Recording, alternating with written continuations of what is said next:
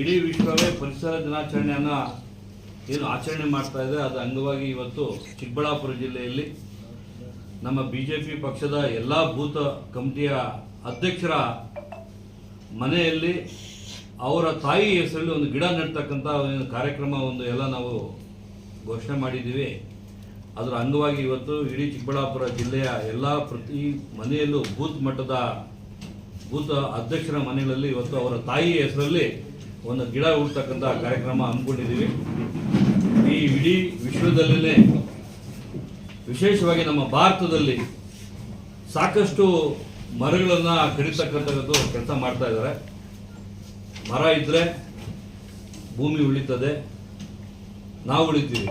ಹಂಗಾಗಿ ಕಡಿಯೋದಕ್ಕಿಂತ ಜಾಸ್ತಿ ಮರನ ಉಳ್ತಕ್ಕಂಥ ಕೆಲಸ ಮಾಡಬೇಕು.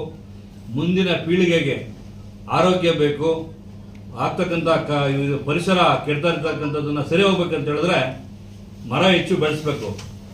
ಒಂದು ಎಕ್ಸಾಂಪಲ್ ಹೇಳ್ಬೇಕಂತ ಹೇಳಿದ್ರೆ, ಬೆಂಗಳೂರಲ್ಲಿ ಎಲ್ಲಿ ಮಳೆ ಬಿದ್ದರೂ ಬೆಂಗಳೂರು ಅತಿ ಹೆಚ್ಚು ಮಳೆ ಬೀಳುತ್ತೆ. ಕಾರಣ ಯಾಕಂತ ಹೇಳಿದ್ರೆ ಬೆಂಗಳೂರಿರ್ತಕ್ಕಂಥ ಮರ ಅಷ್ಟೊಂದು ಸಂರಕ್ಷಣವಾಗಿ ಜನ ಬೆಳೆಸ್ತಾ ಇದ್ದಾರೆ. ಮನೆ ಮುಂದೆ ಪ್ರತಿಯೊಂದು ಮನೆ ಮುಂದೆ ಮರ ಇದೆ. ಹಂಗಾಗಿ ಎಲ್ಲಿ ಮಳೆ ಇಲ್ಲ ಅಂದ್ರೂ ಬೆಂಗಳೂರಲ್ಲಿ ಮಳೆ ಬೀಳ್ತಾ ಇರ್ತಕ್ಕಂಥ ವಿಧಾನಸಭಾ ಕ್ಷೇತ್ರದ ಎಲ್ರಿಗೂ ವಿನಂತಿ ಮಾಡ್ತೀನಿ, ಈ ಪರಿಸರ ದಿನಾಚರಣೆ ಅಂಗವಾಗಿ ಒಂದು ದಿವಸ ಅಲ್ದಿರಾನೆ ಪ್ರತಿಯೊಂದು ಮನೆಯಲ್ಲಿ ಇರ್ತಕ್ಕಂಥ ಮರಗಳನ್ನು ಬೆಳೆಸ್ತಕ್ಕಂಥದ್ದು, ಆದ್ಮೇಲೆ ಇರ್ತಕ್ಕಂಥ ಮರಗಳನ್ನು ಕಡಿತಕ್ಕಂಥ ಕಡಿಮೆ ಮಾಡಿ ಮರಗಳನ್ನು ಬೆಳೆಸ್ತಕ್ಕಂಥ ಕೆಲಸ ಮಾಡ್ಬೇಕಂತ ವಿನಂತಿ ಮಾಡ್ಕೋತೀನಿ. ನಮಸ್ಕಾರ. ಎಷ್ಟು ರೈತರು ಬೀದಿಗೆ ಕೂತ್ರ ಕೂಡ ರೈತರ ಅಹವಾಲನ್ನ ತಗೋತಾ ಇಲ್ಲ. ಚಿಕ್ಕಬಳ್ಳಾಪುರ ಜಿಲ್ಲೆ ನಮ್ಮ ಶಿಡ್ಲಘಟ್ಟ ವಿಧಾನಸಭಾ ಕ್ಷೇತ್ರದಲ್ಲಿ ಜಂಗಮಕೋಟೆ ಏನು ಕೈಗಾರಿಕಾ ಅಭಿವೃದ್ಧಿ KIDBಗೆ ಲ್ಯಾಂಡ್ ಅಕ್ವಿಜೇಷನ್ ಮಾಡ್ತೀವಿ ಅಂತ ಹೇಳ್ತಕ್ಕಂಥದ್ದು ಏನು ಮಾಡಿದ್ರು, ಕಾಂಗ್ರೆಸ್ಸು ಬಂಡಾಟ ಇಟ್ಕೊಂಡು ಕೂತಿದೆ. ಇಡೀ ರೈತರು ಅವ್ರ ಮನೆ ಬಾಗಿಲು ಬಿಟ್ಬಿಟ್ಟು ಸುಮಾರು 81 ದಿವಸ ಆಗಿದೆ DC ಕಚೇರಿ ಮುಂದೆ ಕೂತ್ಕೊಂಡು ಧರಣಿ ಮಾಡ್ತಾ ಇದ್ದಾರೆ. ಹೆಣ್ಮಕ್ಳೆಲ್ಲ ಪೂರ್ತಿ ಮನೆಯಲ್ಲಿರ್ತಕ್ಕಂಥ ಮಕ್ಕಳನ್ನ, ಮನೆಯಲ್ಲಿರ್ತಕ್ಕಂಥ ಹಸುಗಳನ್ನ ಕೂಡ DC ಆಫೀಸ್ ಮುಂದಗಡೆ ಕಟ್ಕೊಂಡು ಇವತ್ತು ಜೀವನ ಮಾಡ್ತಕ್ಕಂಥ ಪರಿಸ್ಥಿತಿ ಆಗಿದೆ. ರೈತರ ಜಮೀನನ್ನ ಯಾವುದೇ ಕಾರಣಕ್ಕೆ ಬಲವಂತವಾಗಿ ಕಿತ್ಕೋಬಾರ್ದು, ಫಲವತ್ತಾದ ಭೂಮಿನ ಹಾಳು ಮಾಡಬಾರ್ದು. ಯಾಕಂತ ಹೇಳಿದ್ರೆ ಕೈಗಾರಿಕೆಗಳು ಬೇಕು, ಕೈಗಾರಿಕೆಗಳು ಬೇಡ ಅಂತ ಹೇಳೋದಿಲ್ಲ. ನಮ್ಮ ಶಿಡ್ಲಘಟ್ಟಗೆ ವಿಶೇಷವಾಗಿ ಕೈಗಾರಿಕೆ ಬೇಕಾಗಿದೆ. ಆದರೆ ಕೈಗಾರಿಕೆಗಳು ಬೇಕು ಅಂತ ಹೇಳ್ಬಿಟ್ಟು ಇರ್ತಕ್ಕಂಥ ಫಲವತ್ತಾದ ಭೂಮಿನ ತಗೊಳ್ತಕ್ಕಂಥದ್ದು ಸೂಕ್ತ ಅಲ್ಲ. ಬರಡು ಭೂಮಿ ತಗೊಳ್ಳಿ. ಅದೇ ರೀತಿ ಇವತ್ತೇನು ಕೈಗಾರಿಕೆ ಬೇಕಂತ ಹೇಳಿದ್ರೆ ದೇವನಹಳ್ಳಿ ಏರ್ಪೋರ್ಟ್ ಹತ್ರ, ದೇವನಹಳ್ಳಿ ಹತ್ರ 1000 ಎಕರೆ ತಗೊಂಡಿದ್ದಾರೆ. 10-15 ವರ್ಷ ಆಗಿದೆ ಜಮೀನು ತಗೊಂಡು. ಕೈಗಾರಿಕೆಗಳು ಇನ್ನೂ ಬಂದಿಲ್ಲ. ಕಾಂಗ್ರೆಸ್ ಇರ್ತಕ್ಕಂಥ ಸರ್ಕಾರದಲ್ಲಿ ಇರ್ತಕ್ಕಂಥ ಹೊಸ ಮುಖ್ಯಮಂತ್ರಿಗಳಿಗೆ ಇವತ್ತು ಬದ್ಧತೆ ಇದ್ರೆ, ಇಲ್ಲಿ ಜಿಲ್ಲಾ ಉಸ್ತುವಾರಿ ಮಂತ್ರಿಗಳಿಗೆ ಬದ್ಧತೆ ಇದ್ರೆ, ಹತ್ರದಲ್ಲೇ ದೇವನಹಳ್ಳಿ ಪಕ್ಕದಲ್ಲಿ ಇರ್ತಕ್ಕಂಥ ಕೈಗಾರಿಕೆಗಳು ಜಮೀನು ತಗೊಂಡಿದ್ದಾರೆ. ಅವತ್ತು ತಗೊಂಡಿರ್ತಕ್ಕಂಥದ್ದು 30, 40, 50 ಲಕ್ಷ ಕೊಟ್ಟಿರ್ತಕ್ಕಂಥ ಇವತ್ತು 4, 5 ಕೋಟಿ, 10 ಕೋಟಿ ಜಮೀನಾಗಿದೆ. ಆ ಜಮೀನು ಹೆಸರು ಇದುವರೆಗೂ ಕಾಂಪೌಂಡ್ ಹಾಕೊಂಡಿರ್ತಕ್ಕಂಥದ್ದು ಯಾರು? ಬಲವಾಗಿರ್ತಕ್ಕಂಥ ರಾಜಕಾರಣಿಗಳು, ವ್ಯಾಪಾರ ಮಾಡ್ತಕ್ಕಂಥವ್ರು, ರಿಯಲ್ ಎಸ್ಟೇಟ್ ಮಾಡ್ತಕ್ಕಂಥವ್ರು ಇವತ್ತು KIDB ಜಮೀನು ತಗೊಂಡಿದ್ದಾರೆ. ಕೈಗಾರಿಕೆಗಳು ಬಂದಿಲ್ಲ. ದಯಮಾಡಿ ಮೊದಲು ಅಲ್ಲಿ ಕೈಗಾರಿಕೆಗಳು ಬರಲಿ. ಇಲ್ಲಿರ್ತಕ್ಕಂಥ ಎಲ್ಲ ವಿಧಾನಸಭಾ ಕ್ಷೇತ್ರದ ನಮ್ಮ ಜಿಲ್ಲೆಯಲ್ಲಿ ಇರ್ತಕ್ಕಂಥ ಎಲ್ರಿಗೂ ಕೆಲಸ ಸಿಗ್ಲಿ ಅಂತೇಳಿ ಈ ಒಂದು ಹೋರಾಟ ಏನಿದೆ, ರೈತ ಸಂಘದ ಹೋರಾಟ ಮಾಡ್ತಾ ಇದ್ದಾರೆ, ರೈತರು ಕೂಡ ಹೋರಾಟ ಮಾಡ್ತಾ ಇದ್ದಾರೆ. ನಾವು ಕೂಡ ನಮ್ಮ ಪಕ್ಷದಿಂದ ಇಡೀ ಜಿಲ್ಲೆಯಿಂದ ಕೂಡ ಇವತ್ತು ಎಲ್ಲರೂ ಬಂದು ಬೈಕ್ ರ್ಯಾಲಿಯನ್ನು ಹಮ್ಮಿಕೊಂಡಿದ್ದಾರೆ. ಇವತ್ತು DC ಕಚೇರಿಯಿಂದ ಬೆಂಗಳೂರು ವಿಧಾನಸೌಧ ಚಲೋ ಅಂತ ಏನಿದೆ, ಇವತ್ತು ನಾವು ಕೂಡ ಪಾಲ್ಗೊಳ್ತಾ ಇದ್ದೀವಿ. ದಯಮಾಡಿ ಎಲ್ಲ ರೈತರ ಮಕ್ಕಳು ಇದೇ ಒಂದು ಒಕ್ಕೂಟದಲ್ಲಿ ಬಂದು ಸರ್ಕಾರದ ವಿರುದ್ಧ ಕೂತ್ಕೊಂಡು ಅವರು ಜಮೀನು ಉಳಿಸ್ಕೋಬೇಕಂತ ವಿನಂತಿ ಮಾಡ್ಕೋತೀನಿ.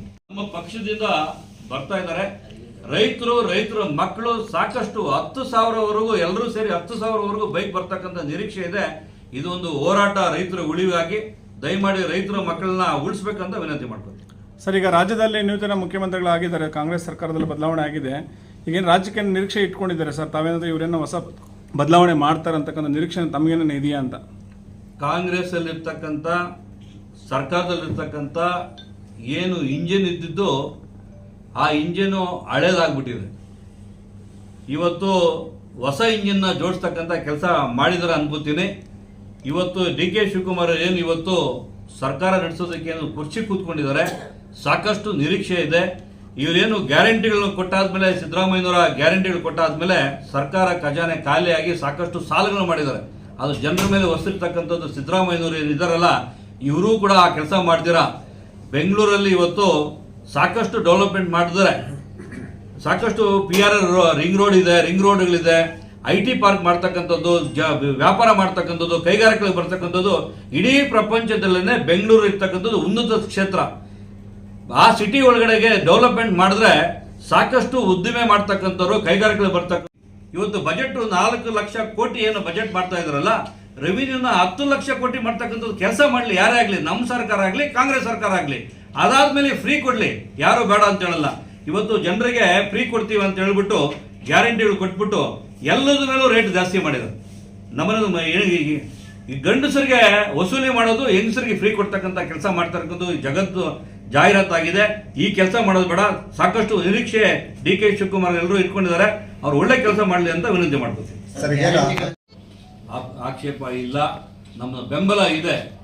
ಆದರೆ ಅವ್ರು ಕೊಡ್ತಿರ್ತಕ್ಕಂಥದ್ದನ್ನ ನೇರವಾಗಿ ತಲುಪ್ತಕ್ಕಂಥ ಕೆಲಸ ಮಾಡಬೇಕು. ಅದೇ ರೀತಿ ಖಜಾನೆಗೆ ದುಡ್ಡು ಸೇರಿಸ್ತಕ್ಕಂಥ ಕೆಲಸನೂ ಮಾಡಬೇಕು.